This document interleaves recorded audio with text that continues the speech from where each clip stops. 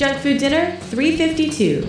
This week we pay tribute to the king of the monsters, Godzilla. Godzilla returns to destroy Japan, and another monster in Godzilla Raids Again. Time-traveling robots spark another Godzilla attack in Godzilla vs. King Ghidorah. And last, it's kaiju versus mutants versus space aliens in Godzilla Final Wars.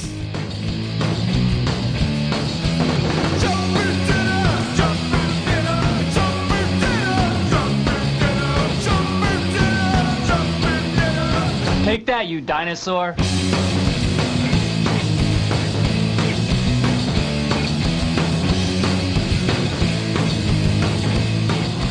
Welcome back to Junk Food Dinner. The next movie that we're going to be talking about on our Godzilla theme show is Godzilla vs. King Ghidorah. We are jumping ahead in time to 1991, and this is several Godzilla movies later. This is when the series is kind of being rebooted, so to speak. There was, a long period of time in the late 70s and early 80s where there was no Godzilla, and then they came back with Godzilla 1985, and then they kind of ushered Godzilla into the 90s with movies like Godzilla vs. Biollante and Godzilla vs. Destroya, and this one, Godzilla vs. King Ghidorah. Again, this was released in 1991 in Japan. However, it didn't make it to stateside until it was released by TriStar Pictures on VHS in 1998, along with another 90s Godzilla movie, Godzilla vs. Mothra, which I also love. These two movies, I was working at Suncoast Video when they were officially released on VHS, and I remember it being kind of a big deal, and it was one of the things that kind of really jump-started my love of Godzilla. As we were just talking about off air a little bit, I loved Godzilla the original and Godzilla 1985 as a kid, as they would play the original on TV quite often, and 85 would show up on HBO from time to time. But other than that, those were the only Godzilla movies I had ever seen. So when I saw these, this Godzilla vs. King Ghidorah and Godzilla vs. Mothra from the 90s, I was hooked, and I wanted to find more. And then I started digging deep into some of the other home video releases of the older Godzilla movies. And that's how the obsession began. So this is why I wanted to pick Godzilla vs. King Ghidorah for the show. It is a weird Godzilla movie, and it has a very convoluted plot. But nevertheless, I still really enjoy this one. The plot, I will try to summarize it the best I can, but even someone who's seen this movie multiple times, there's still things about it that I don't think I'll ever understand. But so the opening of this movie takes place in the future, in the year 2204, and we see like the skeletal remains of King Ghidorah at the bottom of the ocean, and we get a little exposition that this is what remains of King Ghidorah after a battle with Godzilla back in our time. So then we cut back to our time, 1991, 92, where they set this. And there's a reporter guy, and he's kind of like covers like sci-fi stories and like, weird kind of stories. And he's doing a story about Godzilla potentially, coming back and wreaking havoc, blah, blah, blah. Then there's all these like theories about like how Godzilla came to be, and there's like some soldiers from World War II that say that they saw Godzilla during the fighting and things like that.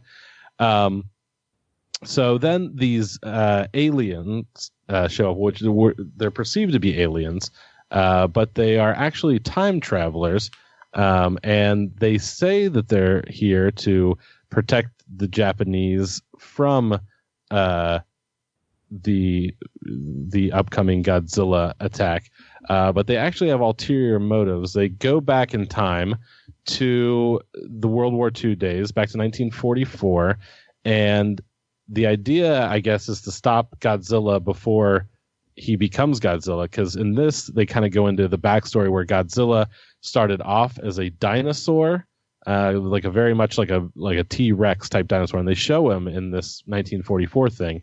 And there's even like a weird like section of this where like some American troops they see like this UFO go overhead, and the guy's talking to his captain. He's like, we're not going to say anything about this. Like, we're just going to keep this between the two of us. He's like, maybe one day you'll tell this story to your son, Captain Spielberg. And it's like, I don't know. So they go back in time to 1944 to prevent Godzilla from becoming, getting mutated by the H-bomb and becoming the Godzilla that we know and love, so he can't attack Japan. But what they end up doing, so they transport Godzilla via their teleportation device, but they leave behind three little creatures known as Dorats, which are these cute little weird bat puppets. And as Parker alluded to, they're very, very bad puppet-wise. In terms of fake bats, some of the worst. But at first you think they're just there for like comic relief, but yeah, they're left behind. And then what happens is when they get back to the future, they now have to contend with King Ghidorah, who is now the monster du jour, who has basically taken Godzilla's place. He was the one that actually mutated during World War II, which was actually these three little bat creatures. And then the mutation morphed them into King Ghidorah, which is like a golden three-headed flying dragon who's appeared in previous Godzilla movies. But this is... how I guess he came to be in this one. So some of the stuff in this movie doesn't make sense, but it does make sense that mammals would transform into lizards, right? Yeah, exactly. Mm-hmm. I don't know what the hell they were thinking with that concept. But yeah, so then it's revealed that these time travelers have bad intentions, that the reason they came back is because Japan would become a superpower in later years and control parts of most of Asia and Africa. And these guys are coming back to stop them from doing that, and they're doing so by getting rid of their Godzilla and attacking him with King Ghidorah. But then they battle a little bit. Well, so then they get the idea to resurrect Godzilla again. So then Godzilla comes back. He fights King Ghidorah. He wins the battle. Then the aliens bring back King Ghidorah as Mecha King Ghidorah, which is another reoccurring theme in Godzilla movies where, there's a mecha version of the monster. Like there's a Mecha Godzilla that Godzilla's fought in several movies. There's a Mecha King Kong, which is basically just like a robot version of them. So this is like a part robot, part organic version of King Ghidorah that they battle. It's just all over the place. Despite the crazy, plot and just kind of the all over the place nature of this movie, I really like this one. And I don't know if it's nostalgia because it was, one of the early movies that got me into Godzilla in my teenage years. But I think this is really cool. I mean, it's 1991, so it's still very much practical. There's still a lot of suits and rubbery monster goodness battling it out.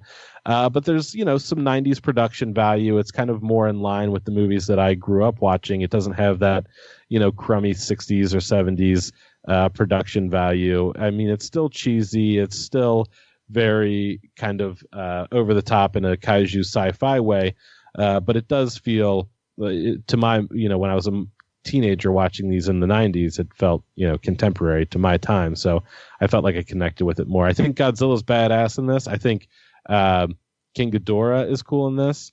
I like in a lot of Godzilla movies, the human stuff is kind of hit or miss. But I thought this movie would be a good pick for Sci-Fi February because it's got a little bit of everything from the sci-fi platter. I mean, you've got giant monsters, you've got aliens / time travelers, you've got androids. The aliens have an android that is in this movie that, is pretty cool. And just overall, I think this is just oozing with sci-fi, oozing with Godzilla-ness, and I think it's a lot of fun. But I'm curious to find out if you guys feel the same about Godzilla versus King Ghidorah. Yeah, this might be one of those Godzillas that I saw as a kid with this dude Russ the hippie that I knew that had a bunch of bootleg tapes. Yeah. Or it might just be that I listened to that King Ghidorah MF Doom album a whole lot. I really can't tell, because every time a character in this would reference Lagos Island, I would have a flashback to that King Ghidorah album. So could be either way. One thing I am sure of, this movie was definitely directed by a pretty big James Cameron fan. It feels like there's multiple references to the Cameron filmography in here, like the opening scenes where they're finding King Ghidorah underwater looked a lot like The Abyss. And then later on, that android guy definitely rips off Terminator 2, where his skin gets ripped off and he's got kind of that Terminator face, and he runs after a car, in fast motion. And yeah, big time. Yeah, it's pretty blatant, but that's cool. I guess we're all big fans of James Cameron around here, so I like that especially. What I didn't like was those fucking Dorats, man. Those Dorats were horrible. And one character even kind of explains their backstory. They're like, oh yeah, these are Dorats. They're pets from the future. We created these via biotechnology. And I'm thinking to myself, man, if this is where biotech is leading, we just need to abandon that technology immediately, because this is not headed anywhere great. And I love, I love their explanation too. They're like, we have these things, and they're, I forget what it was, they have psychic levels of empathy inside them, and they decide to take them with them because if the crew gets lost, then the little bat creatures will be able to help them by cheering them up. They're just so cute that they'll cheer you up if you're sad because you're lost. Never mind the fact that they have wings and they could just go up and look around for you. They'll just cheer you up by being cute. Well, the Japanese have always been very progressive when it comes to service animals, so not too surprising. And cuteness. I'm just glad I've never seen a Dorat on an airplane on my way to Japan, because I would fucking rip it apart. I hate these things. They're super ugly. They don't belong in a Godzilla movie. And Godzilla movies are known for having super ugly things. I'm a guy that likes the son of Godzilla, but I can't stand these Dorats. But, as much as I hate them, I fucking love King Ghidorah. I think he's amazing. And the scene where he just shows up in Fukuoka and is just blasting the shit out of everything is fucking awesome. It has those old school optically printed laser beams that he's shooting out of his mouth. And there's tons of smoke around. And there's something about Godzilla movies where they had the technology that maybe has been lost to time, where they could film these chunky white sparks. Do you know what I'm talking about? When there's an explosion in a city in a Godzilla movie, the sparks that come off the explosion are these just chunky white sparks that look amazing on film. And you get a bunch of those from King Ghidorah. And he's flying around cities, flying over Hiroshima, being like, yeah, what the fuck? I'm King Ghidorah. I got 3 heads. I got 2 tails. Come fuck with me. And I love it, dude. He's great. The humans in this, just like the humans in all the Godzilla movies, are pretty lame. Maybe of the 3 movies that we watched this week, these were my least favorite humans. Especially the future time traveling ones are all, I don't know, they're kind of weird and robotic. Even the ones that aren't robots, kind of act like robots. And I don't know, they just seem like the kind of people that you'd try to avoid, when if one of your friends dragged you to an anime convention or something like that, just real candidates for Pool Party Radio's Autism of the Week, I would say. And not super interesting on screen, and I don't know, sometimes I wonder about what the casting process is for these Japanese Godzilla movies. If they're just are they just showing up to English schools in Tokyo and being like, all right, we'll take any white guy that we can find. Because there's no charisma whatsoever. But it's, that's kind of what you expect for a Godzilla movie, I would think at this point. I will say one of these main non-future dudes, one of these 1990s Japanese humans, is so dull, so boring that his girlfriend has to propose marriage to him offhandedly in an answering machine message, where she's like, oh yeah, I was doing some research. I got a title for your book if you want it. Oh, by the way, if your book does well, can you marry me? It's really that's the level of tedium that these guys are leading in their lives. In his defense, I will say that same character at one point says that he wants to send a message to the higher levels of government about their secret plans. which reminded me a lot of Neil Breen, and then I kind of got back on board with that guy. So he's got that going for him. I also like the Godzilla in this. This is kind of a newly redesigned Godzilla. He's got those really cool back spines in this. And I guess he has those in most of the movies, but in this one in particular, they just look really cool. And what else? He's got pretty cool teeth in this. This is one where Godzilla has very detailed gums inside of his mouth. He's got these red gums, and he's got like a real animal smile to him. It's not like the fake pine needle teeth that he has in the early 50s ones. And I thought it looked like cool. Yellow teeth. Yeah. And they look real. Like, I don't know how they did that. Even in later Godzillas, like the teeth in Godzilla Final Wars are not as good as the teeth in this one. So it's pretty impressive. I like the way that Godzilla melts a hole in the wing of King Ghidorah, like he's a dead housefly or something. I thought that was pretty tough. And he's like just snapping necks off the guy with his laser breath, and pretty cool stuff. He gets a pretty cool comeuppance towards the end on the human leader. I like that part where the window just opens up on the bridge of the ship, and you got that giant Godzilla face just staring the guy down, and I thought that was pretty fun. And I guess the stakes in a movie like this can be kind of weird. Like, this is a movie where a character asks another character. He's like, hey, do you mind traveling a few hundred years into the future for me, grabbing the corpse of King Ghidorah from the bottom of the ocean, from a previous quantum timeline?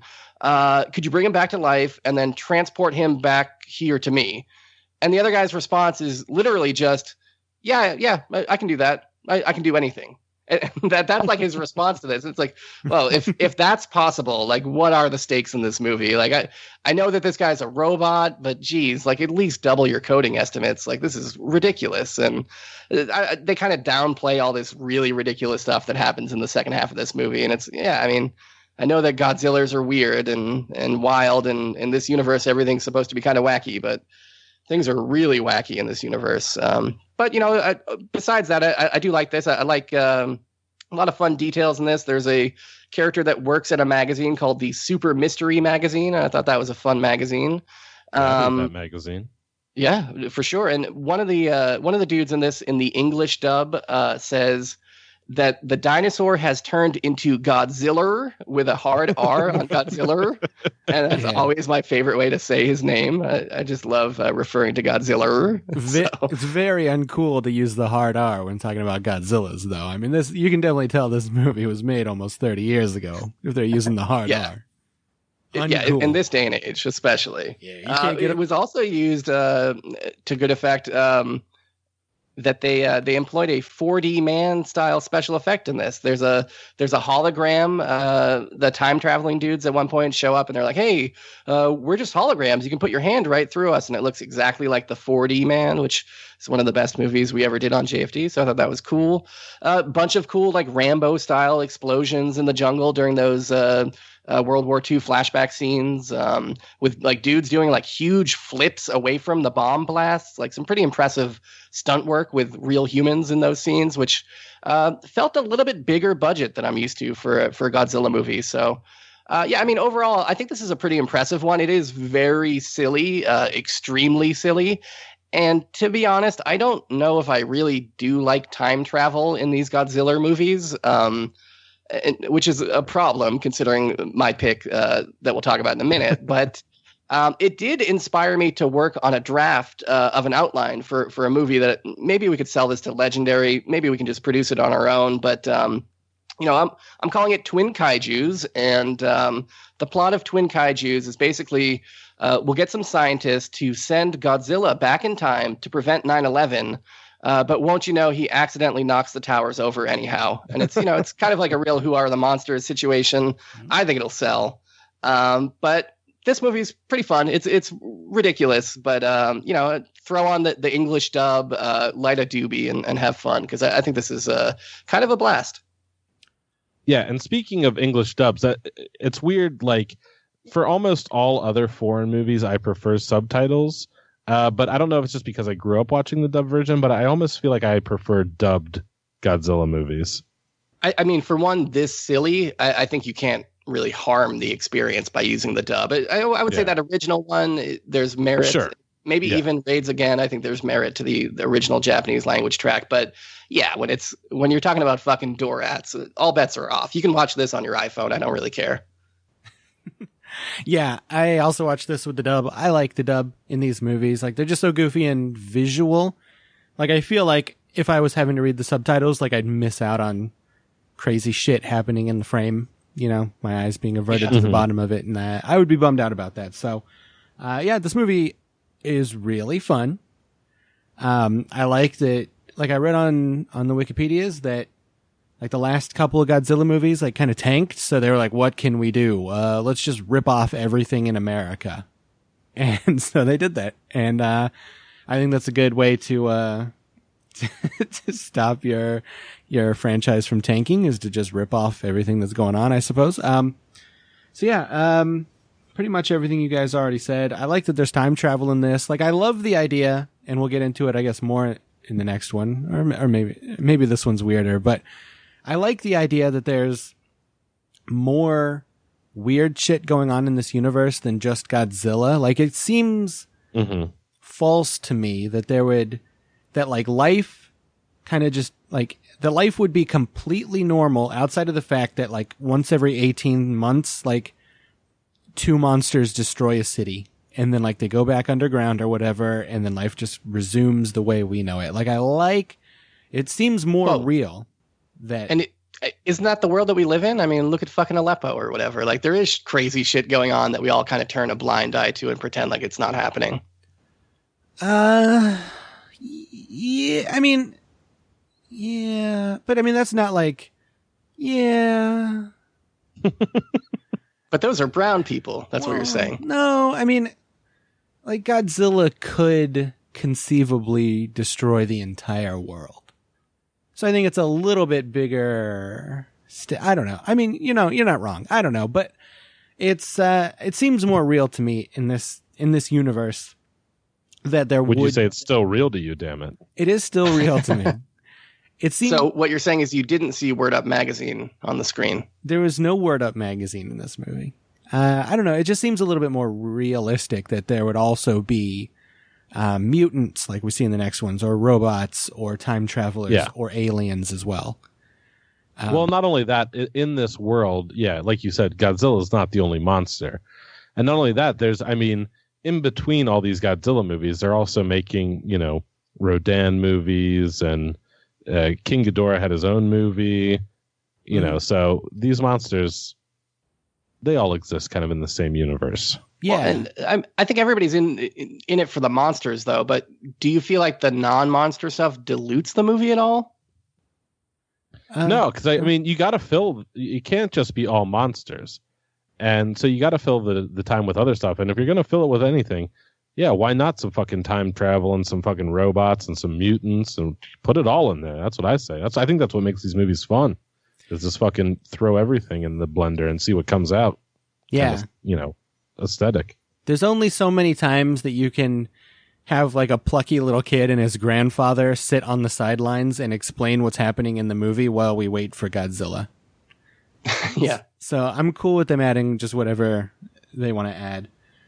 Speaking of Ghidorah, there's also a Ghidorah movie from the 60s. Is Ghidorah the same guy as King Ghidorah? Dude, I love the fact that you have found a third pronunciation on Ghidorah/Ghidorah. Well, Ghidorah. That's great. No, I'm going to use it. Godzilla and Ghidorah. Is that? I don't know. It's a made-up baby word. I mean, is there a correct way to say it? I don't know. Probably not. I think yes, it is. It yeah. is. It's the same 3-headed dragon. Okay, and then this is just them, like, retconning that guy's story.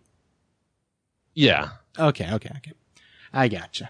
I love his story. Like, I love these, like, kind of time loops, like, once we kind of realize that, like, halfway through the movie that, the Ghidorah was made by these time travelers. Like, I love that. Like, I love this, that they're bringing time loops into it, and then it gets looped again near the end of the movie. And then at that point, like, all of our kind of sympathies kind of switch. Like, we're kind of rooting for Godzilla a little bit, and then we're not, and then we are, and then we're not. Like, we're rooting for the time travelers, and then we're not, and then we are. Like, it's really cool. Like, I like the way that they kind of toy with all that stuff. Do they touch on like the contradiction though with the time loop stuff? Like the Ghidorah like probably wouldn't be in the future when they went to go collect him. What is this? Back to the Future? Come on. Yeah, it also doesn't make sense that Ghidorah would be created in the 40s, but then he like just kind of pops up in the 90s, like with nothing in between. Right. Yeah. None of it makes sense. It's not tight. We don't have a primer on our hands here. It's nothing like, it's not time crimes over here. I like the way that android runs like a goofball. There's a part in the climactic fight where Godzilla just trips and falls for no reason. I thought that was pretty cool. Yeah, I don't know. I got like, the android sits down real wide-legged at one point, like AC Slater does. I thought that was cool. But yeah, this movie's super fun. Like, it's just like 1,000% goofy, and they throw everything out there. And yeah, I think it's pretty cool. Well, if you think this movie throws everything out there, we're going to take a quick break. And when we come back, we are going to get into our final Godzilla movie of the evening, and that is Godzilla Final Wars from 2004. So stick around.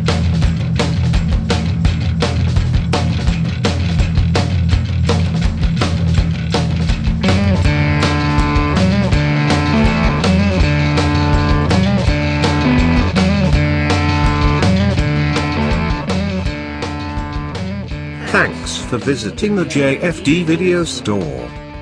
We hope you enjoyed our burning hot takes on this week's selected movie. Check us out on iTunes or junkfooddinner.com for full episodes. The audio version contains 3 full-length reviews per week, topical news segments, and listener feedback. Great for long commutes, exercise, or surviving the impending apocalypse. Thanks to Chuck Linnington for the on-screen artwork.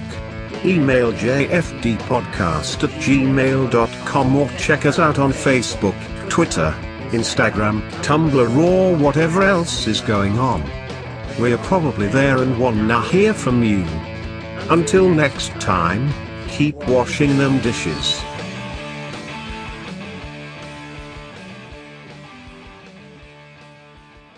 I like that Fredo.